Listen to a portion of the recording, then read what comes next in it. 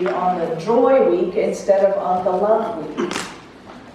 Although we could have done it either, but I feel like this is what we needed now, was to remind ourselves that it's joyful to give, that it's truly wonderful, that we're not just the ones giving, but we're the ones receiving too. So good old Paul has some words for us in that regard, and this one is from 2 Corinthians 9, verses 6 to 15. The point is this: the one who sows sparingly will also reap sparingly, and the one who sows bountifully will also reap bountifully. Each of you must give as you have made up your mind, not reluctantly or under compulsion, for God loves a cheerful giver, and God is able to provide you with every blessing in abundance, so that by all ways, having enough of everything, you may share abundantly in every good work, as it is written, He scatters abroad, He gives to the poor, His righteousness endures forever.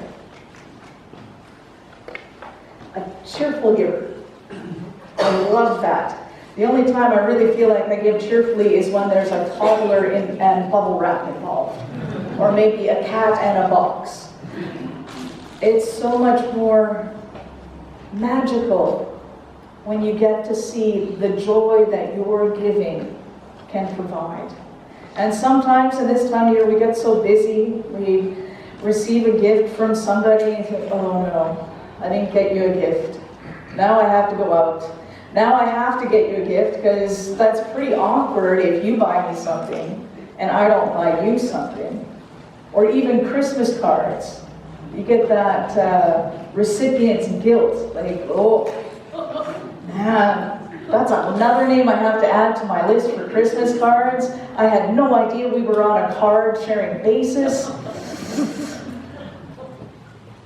But that's not the person's intention when they give you something. Or at least I certainly hope not. You never know. The intention is to give. The intention is to send a card. The intention is to share the love and joy of life.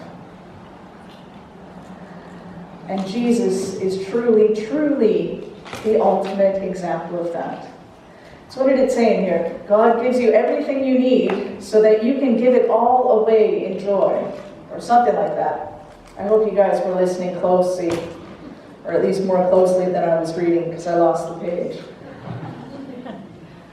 But Jesus not only gave his time and his attention, not only made sure that they had enough money to give away, but he gave his life in a very literal way. And that we are being asked to give our life.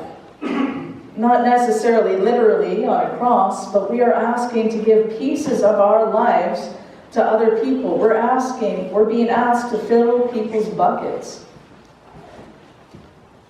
And we can only do that from within ourselves. And to be able to do that is truly joyful, because it takes us outside of ourselves. And that's pretty darn cool, if you ask me. So, one way that we are very blessed is with a choir and an amazing music team. I'm not sure if you know how lucky we are. My last congregation, I sang into the mic. Because they were a little bit rhythmically challenged and were bigger into lip syncing than singing.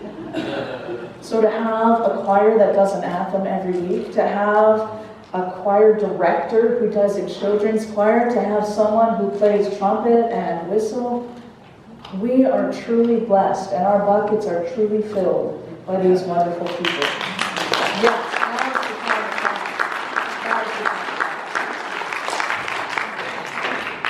so let's let them do their thing again, because I think they're going to fill our buckets one more time. No pressure, guys.